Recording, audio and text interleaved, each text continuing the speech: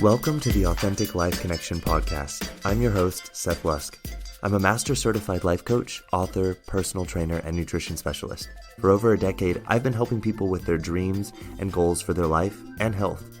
I spent many years watching people get frustrated with their journey in life and giving up on taking actions towards their goals. So I dug in deep to find answers to why so many of us face this same frustration and struggle in life. So in this podcast, we're going to dive in deep on topics surrounding what it means to consistently live a fulfilling and authentic life, where you are unstoppable in taking action towards your dreams and goals. So the only question is, are you ready to start living your most authentic and fulfilling life once and for all? Then let's get started, shall we?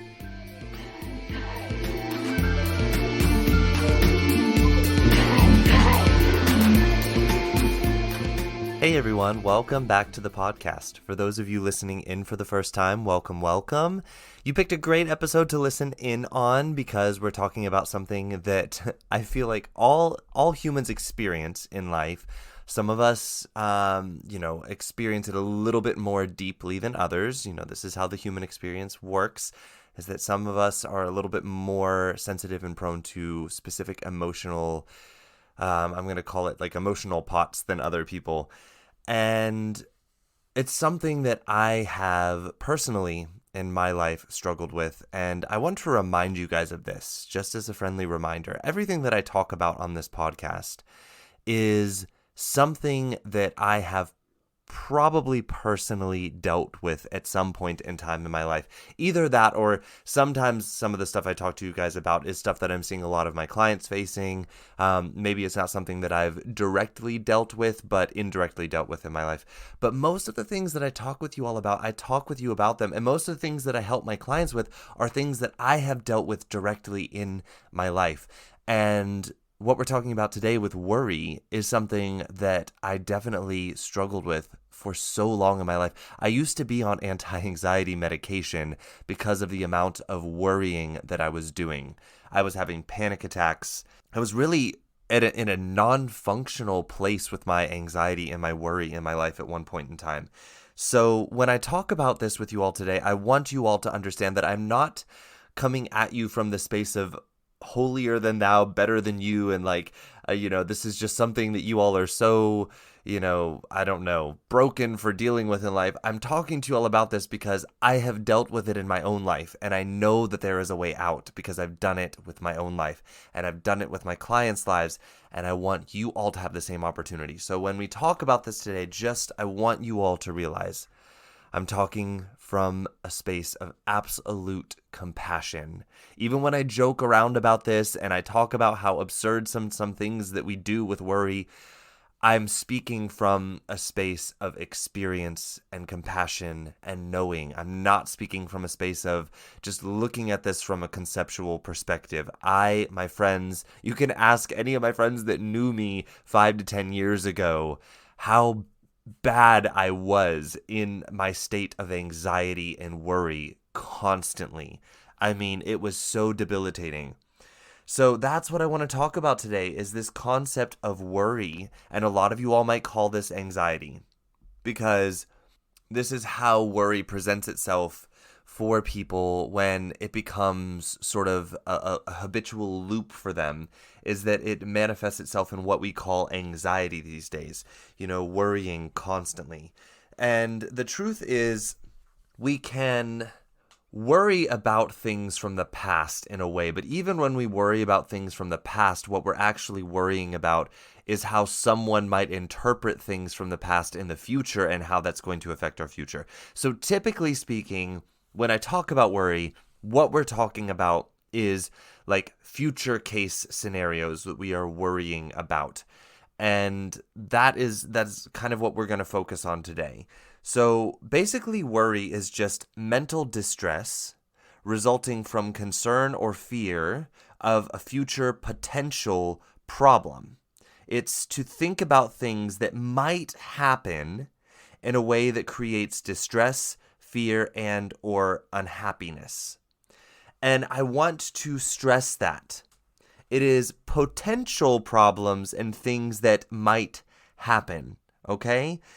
And what I want to talk about today is how worry is such a massive waste of our creative energy, a misuse of our creative energy. It is us giving our creative energy to our primitive brain and all of its outdated biological wiring and say, here, take my creative energy and make up a story about the future that I'm going to live from.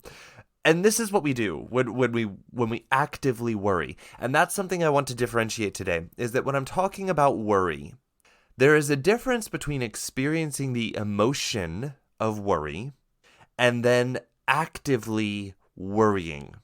And what I want to talk about today is how we can experience the emotion of worry and we can move through that in an empowered way without actively worrying and it creating this anxiety that runs our life for us. Because this worry, like I said, is a massive waste of creative energy because we are using creative energy. We are creating a story in our head about a potential future scenario and catastrophizing it and then living as if that's true when it hasn't happened yet. That is I want you guys to understand how much creativity that takes up for us to do. We are literally making up a story about the future and making it what we call the worst case scenario, but it's not actually. We're going to talk about that a bit later. Making up what we think is some imaginary worst case scenario and then living as if it's inevitable. It's going to happen. We need to protect ourselves from it. My friends, that is a lot of creative energy. And I want you to understand the amount of power that creative energy in that story has in your life. And you're doing that. You're creating that. You have a ton of power here, but you're using it for worry and to actively worry. So what's interesting here is that we believe that worry is protecting us. And the truth is that worry is our primitive brain doing what it does best, trying to protect us by keeping us in this survival mode of life. And we've already discussed this before, but surviving is no longer what we're wanting to do. We live in a world now where survival is not our main objective. We've got, medicines to cure diseases. We've got shelter. We have food. We have ability to, make friends and we have social circles. And if one group of people doesn't like us, there's another group of people. It's not like if one group of people doesn't like us, we're going to be at risk of not having food, not having shelter, not having protection, and we're just going to die. We're not facing like people dying from living out in the elements and not having running water, food, shelter, heat. We're not living in a time like this now, although some countries are still in this place because our first world countries are just like hoarding all the resources of the planet and creating, but that's a story for another time. But the truth of the matter is, in most of the world, we're not facing a survival need anymore. We've created a world in which survival is already taken care of. We want to live life now, which is what life coaches are here for. And I hear so many of you out there, why do I need a life coach? I'm going to talk about that in another episode. But anyways, so the primitive brain, what worry is actually, what's going on with worry is that we are handing over our future story to the primitive brain and saying, here, write it for me. Okay, the primitive brain's like, heck yeah, I'll write it for you. And the primitive brain's like, all right, so what do I do? And the primitive brain's like, all right, avoid discomfort, avoid uncertainty, seek pleasure, and, stay alive and survive. So this is what your primitive brain is like, okay, how do I write a story to make sure that this happens? Okay, well, we need to avoid this right here, and we need to avoid that right there, and oh my god, what if that happens over there? That could be dangerous, that could be catastrophic, so we got to worry about that over there, and like, this could possibly happen, so we don't do that. And the brain gets to work on just writing these catastrophic stories about if we get out there and take certain actions that we want to take to create the life that we want, that it's going to have catastrophic results that are going to ruin our life, and we're going to possibly die. And that's what worry is. That's literally what worry is. We basically just hand over the pen and the paper that is meant for us to consciously write our future story and what we want and then take action on it. And we just hand it to the primitive brain and say, here, you write it for me and tell me what to do. And that's where worry comes in. That's worry for you. Because then our higher self knows what it is that we actually want to do. And anytime we start thinking about that, the primitive brain comes in with its little script and it's like, oh, nope. And it's like holding up the script and reading through it. And it's like, remember here, this happens in this story. And then if you do that, then this will happen. And then this, and remember, you don't want that. And so the brain comes in and just is like, so we're not going to do that now. Remember, worry, worry, worry, worry, stay away from it. And this is what we do with worry. And what's interesting is that we think that what we're doing is protecting ourselves from disappointment, shame, guilt, embarrassment, possibility of feeling like we're a failure, rejection, or risk. And the truth is that worry doesn't protect us from those things. Not at all. And the other part of this is that when we avoid areas of life to avoid what we worry about, we avoid taking actions that we want to take in life to create the life we want. And so we internally experience all of these things that we're trying to protect ourselves from, because we choose to fail before we even take action. We choose to feel ashamed of ourselves and wanting certain things so we don't take the action. We feel guilt, we feel embarrassed that we cannot create the life that we want while we sit back and envy other people who do, so we feel that because we're worrying. So it's like literally all of the things that we think we're protecting ourselves from, we're just choosing to create it ahead of time. And what's interesting is that so many people who are doing this and living in that story of worry, and I know I did this for so long, and this is how I know you all are doing it, and because all of my clients are telling me the same thing. So many of us are living in these stories that are being run by worry, and we don't even believe that they're a story anymore. We're living in them as if it's just a fact. We believe them so much that it's not just a story to us anymore. They're simply just facts about life and what is going to happen based on what has happened before. But the truth is, it is just a story. And if it is just a story, why are we picking that story? I ask people this all the time. And I often hear people telling me when I tell them how they have the ability to write a different story about their future, and a future that they want, and they always say something like, they'll say something to me like, oh, I don't want to be delusional. I don't want to believe that I could just get out there and do what I want. I don't want to be delusional. I want to be realistic. And I have to laugh at this. And I laugh at this because I did it too. So it's funny to me because I've done it, and I see so many of you all doing it. And it's funny because it's optional. Because here's the thing. So many of you think that somehow allowing your primitive brain to write the story for you catastrophically, as if it's just going to go all horrible, worst case scenario, you think somehow that is more realistic than writing it as if it would be fantastic. And I just want you to think about that for a minute. You are literally not giving yourself permission to write the story you want because you want to be realistic. So you're living from another completely opposite, unrealistic story. My friends, neither story is realistic. They're just a story until you make it happen. And so if you live from the story of worry, you will make it happen. And that's what I'm here trying to show you, is that worry is not real, but you're allowing it to be real in your life. You are making it real in your life. It is not that it is real. It is an imaginary story that once you live it, you make it real. So if it is an imaginary story that when you live it, you make it real, why don't you live another story? Why don't you write another story and live that one and make it real? That's my question for you. And I know some of you are like, oh, well, I just want to be realistic. Well, yeah, of course, we all want to be realistic. But the truth is, all of us, our future story is not realistic. It's made up. You're making it up anyways. So make it one that you want and then make it real. That's what I'm telling you all to do here. And you have the power to do it. And I know you have the power to do it because look at what worry is doing in your life. That's an imaginary story and you're making it real. So why are you doing that? I want to know. Why are you doing it? I did it for so long and I thought it was because it was protecting me. So I want you to realize this. The story that you're living from is made up anyways. So why is it that so many of us feel like we're stuck with this worrisome story of the future? A lot of it has to do with the fact that most people, like I said, they're allowing their primitive brain to take the pen and paper from their hands and write the future story for them. And they have not practiced the conscious process of writing their own story. It's a very unpracticed thing. What they're practiced at doing is handing over the pen and paper to the primitive brain and just believing whatever it writes.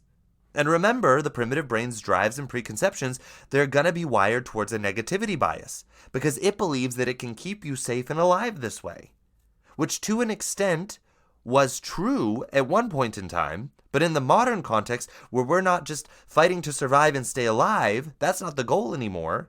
We want to live lives where we contribute and that are fulfilling for us. Survival tactics aren't going to get us there.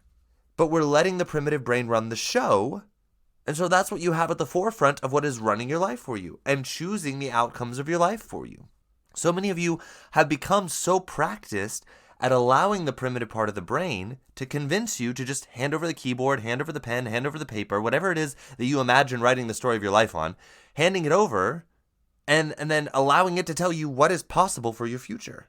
And then the primitive brain goes about scratching through possible big dreams here and convincing you how that's too dangerous, and it'll point back to evidence from your past about look at how that happened, and so therefore you can't do this in the future because it might happen again, and remember how you felt about that, and it talks about these things as if it's a fact. Like, when this happened, you had to feel this, and so therefore if you do this again, this is going to happen again, and you're going to have to feel this again. Avoid, avoid, avoid, avoid. And we go into this state of emotional victimhood, and we don't own our power, and the fact that we don't realize, like, our emotional experience of things in the past, it happened in our unawareness, and now we have the power back, and we can choose our emotional experience in the future and what we do in response to that. And we just hand over the pen and paper to the primitive brain and say, here, yeah, just tell me what's possible for my future. And then we wonder why we're living lives that we don't want. Well, that's why. That is why. And the reason why so many of us do this is because we've been taught to do it for so long, and we're so practiced at doing it that doing it the other way feels so awkward for us. It feels so awkward to take the pen and paper back, and we're like, wait, what do you mean write a story that I want? How do I write a story about what I want? No, I've got to worry about this over here, and I've got to worry about that over there. Remember, and we just go right back to that story. And this is why so many of us are doing it. And I want to show you all today, there's a way out of it.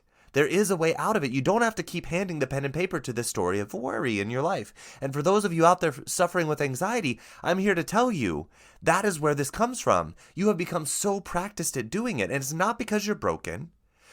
I feel like most of us that have this, what we call anxiety today, it is coming from the fact that as children, before we knew our power in creating our emotional experience, before we had the ability to physically create our experience because we were too young and still learning how to live life, before we were able to take our authority in our life, we experienced a lot of trauma. We experienced things being taken away from us. We experienced emotional abuse. We experienced physical abuse. And so our brain went about doing what it does best to help us survive, and brought up the story of worry to protect us from those things. And so we've lived from that story of worry. We've become hyper-vigilant in avoiding things that could possibly harm us. And that's not because there's something wrong with us, but we have to realize now we're adults. We have the ability to take the steering wheel back in our life and choose a life that we want. We're no longer protecting ourselves from the big bad wolves, the adults in our life, that are also suffering and taking that suffering out on us. We are now authorities in our life. We now have conscious ability to take our brains and do what we want. It's no longer survival mode. Anxiety is a symptom of survival mode, my friends. And I am here to tell you there is a way out of it. I no longer take medication for anxiety. Now, I'm not saying that all of you that are on medication for anxiety will end up not taking it, but I feel like there is a way to need less of it or maybe none at all. And there is a way to manage the symptoms of it without needing to lean on medication to mask the symptoms of it. There is a way for you to show up for your anxiety empowered and use it in a way to create the life you want versus it debilitating you from the life you don't want. And I speak from experience here. Guys, I used to be on one of the highest doses possible of Klonopin. And I don't know if you guys know what that is, but it's basically like Xanax, only like I think it's actually stronger than Xanax. And they had me literally on the maximum dose possible that they were allowed to give a person without it just putting them to sleep to control my anxiety. And for years, I was dependent on this medication to even be able to sleep for 1 hour at nighttime, Without it, I could not sleep. I would sit up at night and worry and worry and worry and run through every possible scenario of what was going to happen the next day that was going to screw up my life for me, and how I needed to protect myself from it and not do the things that I wanted to do because I needed to focus on staying away from. And my friends, I wrecked my own life by handing that story over to worry, my future story over to worry. And it wasn't until years later when I healed the trauma that I had gone through as a child and realized that I was living from a story of trauma. I was living from a story of trauma that was rewriting the story of trauma in my present as an adult. It wasn't until then that I had the power back to take the pen and paper back of my story and realize, yes, that happened. That happened and I made it. And here I am today. And that story is no longer happening. It's simply a story now in my head. And I get to make it mean whatever I want it to mean about what it means for the rest of my life. What it means about who I am as a person. I get to write that story now. I am an adult. I am an empowered human being with a brain. I am magnificent, I am a badass, and I get to rewrite that story in a way that empowers me to show up in my life to create what I want from life. I no longer have to avoid life. I don't have to protect myself from life anymore because I'm in charge now. I'm the sovereign being in this life now. Not the big bad wolves that I need to protect myself from. They're no longer in charge of my life. They don't get to tell me what is possible for my life anymore. I get to pick that. And it wasn't until I knew this about my worry and realized what I was doing that I was able to take the pen back and rewrite the story. Because what I was doing was allowing my past story to write my future story. And so many of you all are doing this, and that's why I want to talk to you all about this today, because I did it for so long. It's a thing called confirmation bias.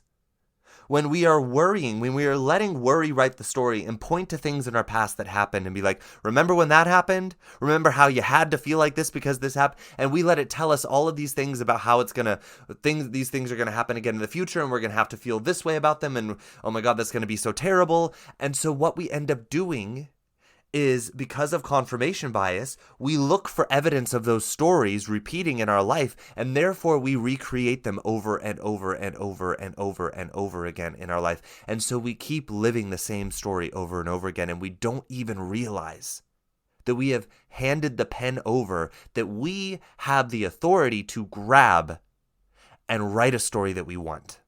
Because you're writing a story in your head, whether you're consciously doing it or letting your primitive brain do it. And it's made up. It's not true until you make it true, until you live from it. So I'm telling you, take the pen back and write a story that you want, and then make it true. You have the power to do this. And that's what I'm here today to explain to you how we can start doing this. Because if you let worry run the show, confirmation bias is going to cause you to relive your past over and over and over and over again in your present until you choose to heal it. Because that's literally what it's trying to do, is it's wanting to solve the problem of the past because you haven't healed it yet. And so, because you haven't healed it yet, you don't recognize the fact that you have the ability to write a new story, so you won't take the pen back and write that new story. So, it's almost like part of you is trying to help you heal the past by rewriting the story over and over again and giving you opportunity over and over again to realize, I don't have to live this story anymore. I don't have to. This isn't me. This is old trauma that came from a time when I did not give my life permission to write this story because I was not aware that I had the ability to give it permission to, and now you do. So I'm here to remind you, you are an adult now. You have the authority to give that permission of who writes that story. Give it to yourself. Stop letting worry run the show. One thing I find really fascinating about worry and anxiety about future scenarios is that the exact scenario that we play out in our head that we're so worried about it almost never happens. And even if it in some way possibly happens and resembles that, it's not exactly what we imagined, and it's only happening because of confirmation bias. Because we believed it was going to happen, and so we took action from that belief, and then we got out there and looked for evidence of it. And so that we create that story as being true, and then we confirm it, and then we put it into our pile of evidence of why we need to keep worrying about it so that we don't create it again. And this is what happens with worry. We get stuck in that cycle, and we think that we need to hold on to it because it's protecting us. But really what we're doing is telling the brain to get out there and look for all of the things that we want to avoid, only so that we focus on it, and then we believe it's true for life. And so we make our lives smaller and smaller and smaller and smaller until all that's left is us and our worry in it. And then the medication that we take to mask the worry. And I know, because this was my life for the longest time. I want to, like, my late 20s and even into, like, I'd say my first couple of years of my 30s, that was my life. It was me, my worry, and my medication.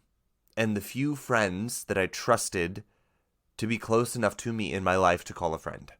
Everyone else, I kept at an arm's distance. Even my friends, I kept at an arm's distance because I was worried.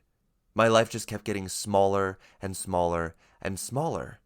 And I was worried about that happening, and I was making it happen.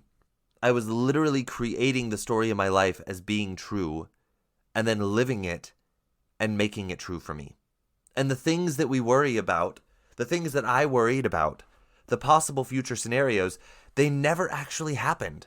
They never happened, never factually. I could twist the scenario around because I was so worried and looking for the confirmation bias, looking for the evidence of it. I could twist any scenario around to be like, see, that's exactly what I said was going to happen. And then now that I'm looking back on my life from a totally different story, I can see now how I took scenarios and did so many mental gymnastics to prove what I was worried about as being true so that I could validate the fact that, look, I had a reason to worry. I did have a reason to worry. See, that's why I needed to worry right there. And by looking for that evidence, I was literally subconsciously creating the things in my life that I wanted to avoid. And I want you all to recognize that so many of you out here are doing this too.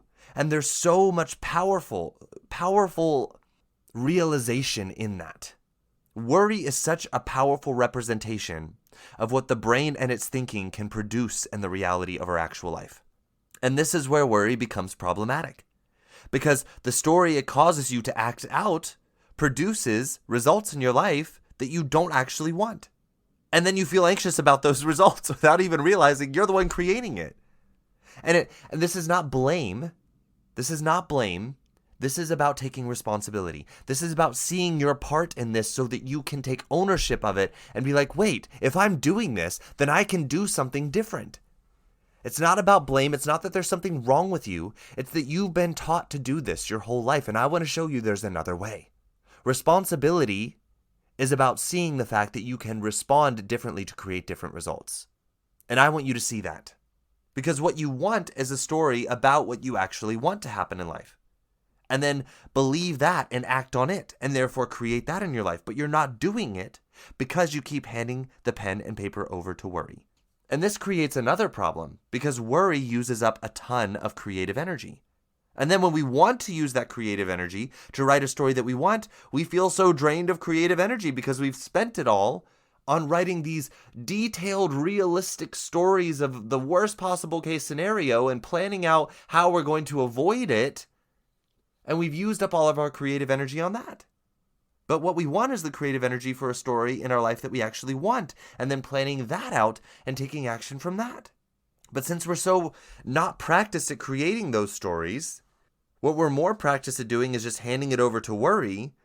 We don't have the energy left to get in there and practice writing the stories that we want, because that takes a ton of energy. It takes a ton of energy at first to practice writing and creating out the details of story that we actually want in life, because we're not used to doing it. It's like going out and running for the first time. The first time you go out and try and run, it's freaking exhausting. And then the more times you do it, your legs and your lungs get used to doing it. It takes a little bit less energy to do it. And you're like, oh, okay, I can do this. And we build up the practice of it. It's the same with writing stories about our future. It's not that you can't write a story about what you want. It's that you're not practicing it, and you're letting all of your creative energy go that you would want to use to practice this. You're letting it all go into worry. And again, I want to clarify here, we're not talking about worry via emotion. Because worry, the emotion, is not a problem. We can face worry, the emotion. It's the act of worrying that I'm talking about. It's the action of feeling the emotion of worry, and then reacting to it by handing it the pen and paper and being like, yes, tell me what the future story is that I need to avoid so I can live that avoidance of that future story, only to create it in the long run. And then worry will keep you playing small and avoiding all things in life that would actually help you create the life you want. I want you to think about that. When you worry and you live out worry, you think you're avoiding risk. But here's the thing.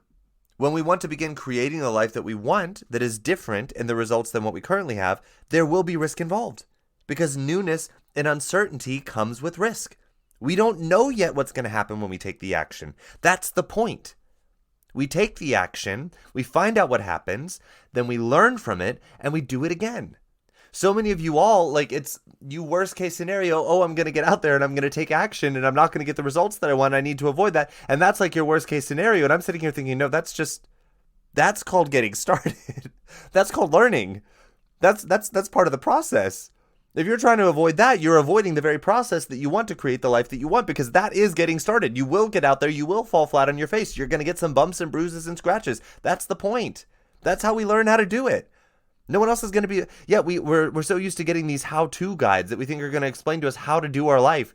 And I'm like, no, that's not how it works. No one's how-to is going to work for you. It can be like a loose scaffolding to kind of follow, but then when you get out there and do it, you're still going to fall down. That's the point. You will learn your how-to by getting out there, falling down, being like, well, that didn't work. What do I do next? And then doing it again until you find your how-to. That's how you learn your how-to. No one can give it to you. Because yours will be different than anybody else's. Because nobody else has done what you're trying to do from your lived experience that you have lived. And therefore, how you look at life, no one else is coming from that perspective, because no one else has lived life through the lens that you have lived life. No one else has lived your life for you. So no one else can tell you how to do something. They can tell you how they did it, and then you can figure out how that's going to apply to your life. And this is what I love about coaching, because it's not about me telling you the how-to. It's me helping you discover your how-to and making you unstoppable and living it and creating it in your life. But yeah, so when we live from worry, we think we're avoiding risk. But the truth is we're not avoiding risk. Risk is still there anyways. And in the process, we avoid taking the risks that would create the life that we actually want. But we're still living in risk. We're just living in the risk of the life that's creating the stuff we don't want. It's kind of fascinating how we do this. We're also trying to avoid, uncomfortable new situations. We're trying to avoid discomfort with worry. But guess what? Discomfort is like the secret sauce to personal growth, because we're going to feel uncomfortable anytime we do something new. That is part of the deal. But the truth is, when we avoid the discomfort of the life, of taking the action of creating the life we want, we're still in discomfort because we're in the discomfort of living a life we don't want. So we're not even avoiding discomfort. We're avoiding the discomfort of the life that we want to live in the discomfort of the life that we don't want. I want you to think about that there. So many of you are doing this. And I know because I did it too. And we allow the primitive brain to convince us that we're avoiding discomfort, and therefore we avoid the very situations that would provide us the opportunity of growing and changing our lives to the life we want, to the lives we want. And worry is going to put a complete halt on your personal growth in this way.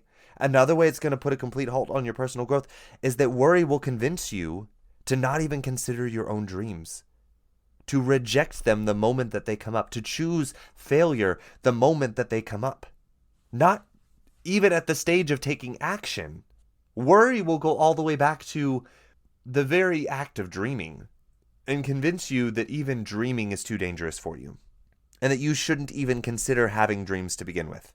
And this is why I hear so many people, and I feel so sad when I hear people tell me, oh, no, I don't have any big dreams for my life.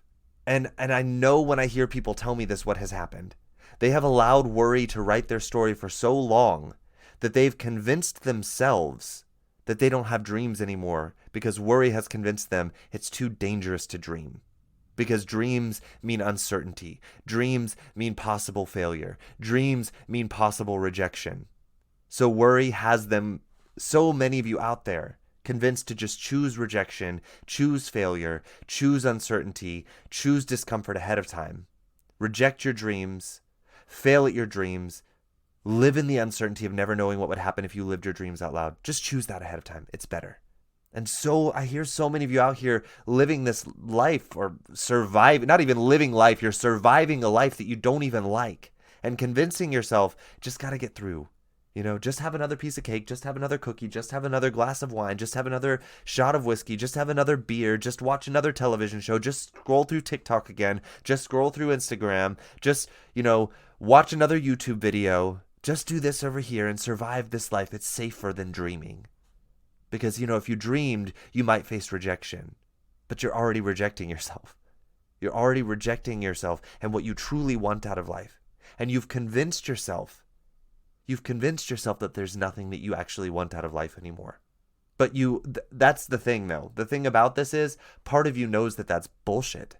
And that's why you're living in the discomfort of this life and having to constantly buffer in the life that you don't want, because part of you knows that's not what you want. Part of you knows that there are dreams hidden underneath all of these layers of inauthentic buffering and hiding and worry. And that's why you are living in this life that you don't like, and you're wondering why you can't control your weight, and you're wondering why you can't control your drinking. You're wondering why you can't stop scrolling through TikTok. You're wondering why you can't get stuff done because you find yourself losing so much time, hiding in your life on social media, in the bed, just doing all of these things and not getting the stuff done that you want to get done in life because you're avoiding life because of worry. And then telling yourself you don't have dreams. So many of you are doing this. Worry is based in avoidance. But the thing is, what we think we're avoiding, we never actually avoid. We just choose it ahead of time. And worry is based in avoidance of past experiences. And in doing so, we let the story of our past experiences replicate itself over and over and over again in our future. And therefore, the past controls what is possible for our future. We never get to create a new life because we let the story of our past write the story of our future. When we actively worry, this is what happens. We allow the primitive brain to trap us in a repeating story of a past that we don't even like, that we don't own, that we don't empower ourselves through, that we don't heal. And then we don't take the pen back and say, no, that's not the story of my life. This is. The truth is that story is made up anyways. That story is, even the story of your past is made up. Because, as I've told you all before, we experience on a conscious level 0.00000000001% of actual reality. So even the story of your past is written from that. From the 40 to 50 bytes of information per second that you had your brain consciously take in and process. And it's not the reality. There were billions upon billions upon billions upon billions upon billions upon billions, and I could go on for 10 minutes here, of other pieces of information you could process per second in your past to write that past story, but you didn't because you didn't know that you had permission to. So the story that you have from your past, I want to encourage you to see it is made up. It's not true. You can heal it and you can rewrite it, and you can stop allowing worry to use it to write your story of the future. So now, if you see this, if you're beginning to see this, I hope you are beginning to see this right now, my friends. Some of you might be asking, so then what do we do? What do we do when we worry? And I have the solution for you. I'm going to give you a brief little rundown of what you can do here, something you can start putting into practice today. The first thing I want you to do is to tell yourself the truth, that worry is present. Let yourself know that on a conscious level. Right now, I am experiencing worry. Say it to yourself. Right now, I am experiencing worry. That is so important to acknowledge I am experiencing worry. It's not that you are experiencing a fact about life. You're not experiencing life right now. You are experiencing worry. I want you to name it. Claim it. I am experiencing worry. And then recognize worry is optional. It's an optional story. Worry is a story. This is the first step. I am experiencing worry. Worry is a story. That story is an optional story. I'm listening to a story that is being written by worry right now.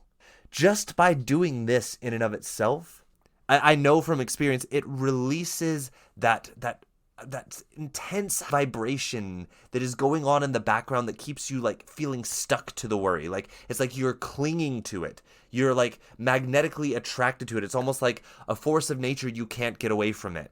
Just by saying, I'm experiencing worry right now. Worry is a story. It's an optional story. And right now, there is a story running in my head that worry is writing. And just notice that it's there. Let the story even be there. Listen to it. But listen to it with the awareness that it is an optional story that is being written by worry. Hear it out. Listen for what it says is the worst case scenario. Because this is the second step. I want you to hear out the worst case scenario. What is the worst case scenario? Can you come up with a solution of what would happen if the worst case scenario happened? A lot of times when people, tell me what their worst case scenario is, it's like, oh, well, then I'll, go out there and I'll try and I'll fail and I'll end up right back here. And I'm like, so your worst case scenario is that you'll be right here in the life that you're already in. So you're going to choose to stay in the life you're already in to avoid I don't understand. So you're trying to avoid the worst case scenario by living the worst case scenario? It's kind of funny because this is what we do. So we literally convince ourselves not to try because we're afraid we'll fail and end up right back where we are. Sometimes it's like, oh, I don't want to invest the money because I don't want to lose the money. Okay, so then the question becomes, it's true. You may invest some money and you might not get the results you want. So is it worth it to take that risk? And then how would you recuperate the money? Come up with a plan. Come up with a plan. What will you do when that happens? And the truth is, when I ask people this, to play out their worst case scenario and tell me, okay, so when that happens, what will you do? And then they'll tell me, oh, I'll do this, this, and this. And I'm like, okay, so you've got a plan. You've got a plan for what you think is the worst case scenario. You've got a plan. So why are we worrying about it? If it happens, you've got a plan. Okay, so take that story, put it over to the side, let it run over there because you've already got a plan for it. It's an optional story, so we don't have to live from that story.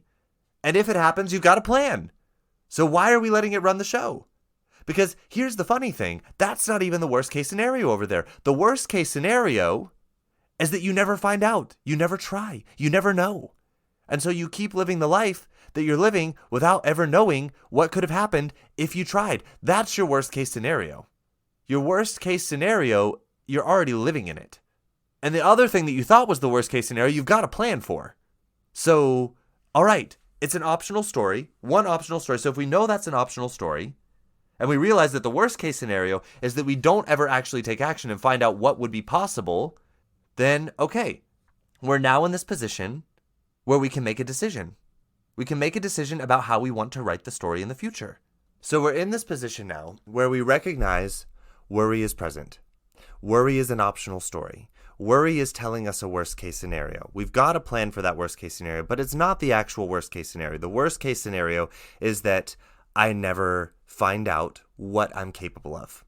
And I just go through life, surviving life, and I get to the end always wondering what would have happened if I had just tried, if I had taken the action, gotten a result, and learned from it, and then taken another action. What would have happened? That's the worst case scenario, my friends. Is never discovering your potential, never discovering what would have been possible for you in this life if you showed up for the story that you wanted, and instead you kept handing the pen over to worry to write the story for you.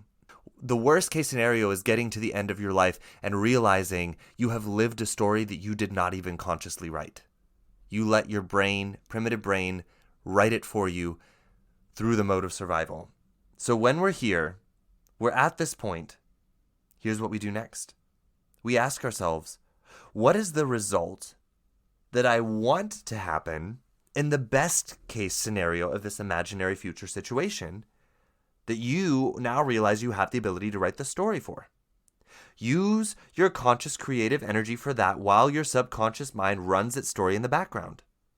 Now, this takes time, it takes practice and effort. Okay? Because your primitive brain is going to fight you on not paying attention to its story.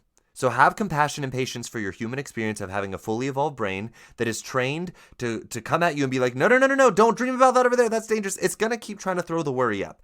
Have compassion for the fact that rename it. Yes, worry is present. Worry is an optional story. I have a solution for the possible scenario it thinks it's going to come up with. Look at that optional story over there. Now, what is it that I want to happen?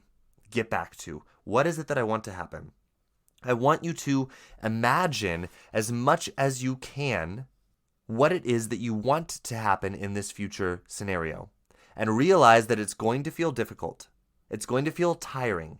You are strengthening a muscle in your brain that allows you to flip the switch from being a prisoner to your brain, a victim to your subconscious primitive brain, to being the empowered owner of a brain that runs it, okay? And that takes practice. You are learning to flip that switch here, okay? And it's going to take practice. So just because worry comes back and then you find yourself following the story of worry again, don't get mad at yourself. Don't get frustrated. Just recognize it's happening. Take the pen back, practice it again. Recognize if it happens again, take the pen back, practice it again. Get back to this point every time where you are deciding what is the scenario that I want to happen here, until you are able to write out a future best case scenario in your mind with all of the details of what it is that you want there, as much detail as you can get. All right? So practice this over and over and over again as many times as you need to until you can get to this point where you are writing out the details of what you want to happen in this future case scenario that you're worrying about. And then comes the fun part. And I say it's fun. It's also work. It's challenging, but in a fun way. And that's to prepare for that future best case scenario. What do you need to bridge the gap to making that best case scenario happen for you? What actions do you need to take? What things will you need to practice and learn? What steps will you take? What risks will you take? What uncertainty will you step into? And I want you to track it all the way back to exactly where you are right now, to that first doable step that moves you towards that best case scenario that is your story of what happens. And then I want you to ask yourself about this doable step. Can I do this? The answer is yes. The answer is yes, because you tracked it back to where you are. You wrote that doable step. So if it's not a doable step, why did you write it? What is the doable step? All right? Write the doable step. Ask yourself, can I do this step? The answer is yes. 3, 2, 1, go. And you do it. You take the step. You take the step and you get the result, and then you learn from it and you take the next step. This is how we create the story of our future best case scenario, and then we live it and we make it our truth. But it doesn't just stop there, because in this preparation phase, I also want you to think about this. And this is where a lot of people, when they create goals, they really set themselves up to choose failure later on. It's that often we don't prepare ourselves for the best case scenario to actually occur. We take action like it might occur, but then we don't let ourselves believe that it's going to occur, and so we're not prepared for when it occurs. So typically what I see people doing is they tell me what it is that they want to do, and I'm like, okay, so great. You got this goal in mind. You got this. You're gonna head towards this goal here, and you're gonna reach it. Then what happens? And most of the time it's like, oh, well, then I'll be happy. Then life will be good. And it's like in our heads, we imagine this Walt Disney happy ever after end scene kind of scenario happening, and life is just great. We don't struggle anymore, and life will be good, and we'll just like everything that happens from then on. We won't have to do anything anymore. We won't have to struggle really hard. Life will just be better then, and then it'll just be a good life, right? And then it's all good because I did the goal, and so now I've cracked the code. I've done the life thing, and now life is good for me. No, that's not how life works. When you get to the goal, life is still going to be life. It's still going to be 50-50. So the question is, what happens after? So often when people do something they're worried about, and then they plan for the good result, and then they get the good result, and then they're not prepared to accommodate for the outcome of the good result, and so they end up losing the momentum of the outcome, and then proving their worry to be correct by subconsciously giving away possibility, and then they go right back to their story of worry again and be like, see, look, I knew I should have worried. I knew I should have followed worry. And then they just don't let themselves try again. And I just want you to recognize this is why this happens. Are you prepared for the best case scenario to happen? You need to be prepared for the best case scenario to happen, my friends. It's not going to be like fireworks go off and it's like everyone congratulates you and said, oh my God, look, you finally made it. Here's the key to your life that's just going to work for you now and everything's going to be great and you're never going to struggle anymore and you'll always be happy and it'll always feel good. And, just here's that key that you've been struggling for. We were just waiting here at this finish line to give it to you so you can get onto that life and we'll see you on the other side. Bye. That's not how it happens. And I'm laughing about this because I realized that I played this scenario out in my head. Like, I imagined this is what life was going to be like. I was just going to, reach the goal. And then there's like happily ever, like finally someone was going to come out and be like, oh my God, you finally figured out life. Now we can hand you the key to your happy life and you get to go live it now. And like, it's just going to be completely different on the other side. But the truth is, when we hit these goals, life is still life on the other side. So the question is, what are you going to do? What are you prepared for? What happens after? What happens after you get that best case scenario? What do you do? Prepare for it like it's a fact, like it will happen. And you are ready for that life that comes after the best case scenario. So when you get the best case scenario, what happens next? When you get the job, what happens next? You got to do the job. Okay, so what are you going to do to be prepared to do that job? And what's the next goal? What's the next milestone that we're heading towards? Are we heading towards wanting to be employee of the month? Are we heading towards wanting a promotion? What's the next thing? What do we do afterwards? Because most of us, it's like we hit the goal and then we think we can just coast through life. And then what ends up happening is we lose the momentum, we stop following possibility, and then everything starts falling apart and we're like, oh my God, this is why I didn't try this in the first place. Oh my God, this is what I was so worried about happening. See, I knew I should have worried. I knew I should have done. And then we like act as if it's a fact that it was going to happen and that we have to live it now. But the truth is, we created that because we believed that we would just hit the goal and life would be happily ever after. It would stop being life. But life is still going to be life on the other side. So I want you in your preparation to not only prepare for how you're going to get to the best case scenario, but then I want you to think about what happens after the best case scenario. How are you prepared for that life? And then you start taking action today as if it's a fact. This is so crucial here, my friends. It is so crucial for the steps you will take when you actually reach the goal, but it's also crucial for the steps you're going to take now preparing for the goal. Taking steps as if you already know best case scenario happened and you're prepared for it to happen. You're ready for it to happen because it's going to happen. And then I know what I'm going to do afterwards. Because when you take action, as if it's just a fact that the best case scenario is happening, the actions that you take become unstoppable. And if you don't believe me, I challenge you to try it. I challenge you to work with me and master this. I promise it works. All of my clients will tell you the same. They're out there blowing their own damn minds with what they're capable of doing when they take action from that story of best case scenario as if it's already happened. And they're prepared for what happens next. They're not living in this delusional state where it's like, well, I'm going to get the goal and then I'm going to be happy and then life will be good. No, I'm going to hit the goal. I'm going to be proud of myself for a few minutes about all of the work that I did to hit that goal and the fact that I'm capable of hitting goals. And then life is going to keep being life. And then I get to move on and create something new and keep moving. This is life. We're going to life until life is not lifing anymore, my friends. And life doesn't stop lifing until you're dead. So as long as you're on this planet, unless you plan on dying as soon as you hit your goal, life is still going to be life after you life it until that point. Oh, I'm making life a new, it's now a verb. We're lifing. Instead of living, we're lifing, okay? So, my friends, I need you to when you are preparing for what your best possible case scenario is here in this situation, also prepare for what happens afterwards. So this is just a brief outline of some steps you can take to start taking this experience of worry back and change your relationship with worry, empower yourself in your relationship with worry. That's what I wanted to offer you all for today. So again, let's just recap here. First thing to do is to recognize and name it, that worry is happening. Then we want to recognize worry is an imaginary and optional story being created by the primitive brain. Then we want to not resist the story, just listen to it. Listen through the lens of recognizing that it is an optional story. It cannot hurt you. Just let it be there. By resisting it, we make it stronger because we believe it's true and that's why we need to resist it. But we don't need to resist it. It's just a story. It can be there. It's not true. So what if it's there? It's like, oh my God, no, I can't watch The Walking Dead because that could be true. And so I can't watch it because I've got to resist it being a true story. So if it's just a fake story, we don't need to resist it. It's just a story. So we don't resist it, but we also don't follow it. So it doesn't use up so much of our creative bandwidth. We just look at it, listen to it, listen for the fictional story, as if it's an audiobook or a television show. We hear what it believes the worst case scenario is, and then we make a plan for that worst case scenario. Then we release the responsibility of that story because we recognize, okay, I've got a plan. If that happens, I've got a plan, but that's not what we're focusing on because that's not going to happen. Then we drop the focus there on the worst case scenario, and we recognize that's not even the worst case scenario. The worst case scenario is that I don't even take action and find out what I'm capable of. And then sixth, we create the story. The last thing we do is we create the story of the best case scenario. We do it in as much detail as we can.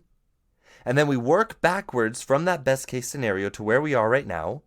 We also work forward from that best case scenario and imagine what will we do afterwards? What happens afterwards? And then we work back to where we are now with what skills we will want to learn to make that happen, what things we'll want to practice, what actions we'll want to take, what things we'll want to read, all of those things. And we find, what is my next doable step? We ask ourselves, is this my doable step? The answer is yes. 3, 2, 1, take the step. Get the result. Rinse and repeat if necessary, then take the next step. And lastly, remember what you want to do when that best case scenario happens. Not if, when that best case scenario happens. Remember this the entire time you are taking steps, because it is happening. And keep moving forward from that space of knowing that it is happening. And when you get to the timeline and it happens, you know what to do next. This is how you become unstoppable in your life. And even if you get a different result, it doesn't matter because it's not the end of the story. So you rinse, repeat, you take actions again, and then guess what? The next time you approach that deadline, that boundary, that border of the goal, you're that much more prepared to cross it like the badass that you are and prepared for what happens on the other side. This is how you become unstoppable in taking actions, my friends. This is how you become unstoppable as a human being who experiences worry. Worry, not a problem. We can feel it and we can use it. Following it is an option. Following it is when we end up choosing the worst case scenario ahead of time. I want you all to be masters of your worry here. I want you all to put worry in its place. Take the pen back from worry. Recognize it's there. Okay, I see your story you've written over there. That's cool. Okay, that's a story. If that happens, I've got a plan for it. Cool that you wrote that story over there. Now let's focus on what we want in life. What do we want? What are we going to do when that happens? And then we take action from that space of knowing I make this happen. So what do I do right now to make that happen? You have all of the power to do this and put this into practice, my friends. Let me know how it goes for you when you put this into practice. And when you're ready to really master this and go to the next level with your life, I'm here for you, okay? So, www.lifecoachseth.com. When you're ready to truly master this and put this into practice in your life and become unstoppable, I'm here for you. Just reach out and let's figure out how my coaching is going to help you become an unstoppable, authentic badass in owning your life. All right? Master your worry. That's what I want for every single one of you. I love you all, and I'll talk to you again here next week. Ciao. Thank you for joining us today. I hope you enjoyed the content of this podcast. If you did, please subscribe so that you're one of the first people to know when I release a new episode each week. If you have any questions, or if you have interest in learning more about the coaching that I do with my clients one-on-one, then just head over to my website at www.lifecoachseth.com.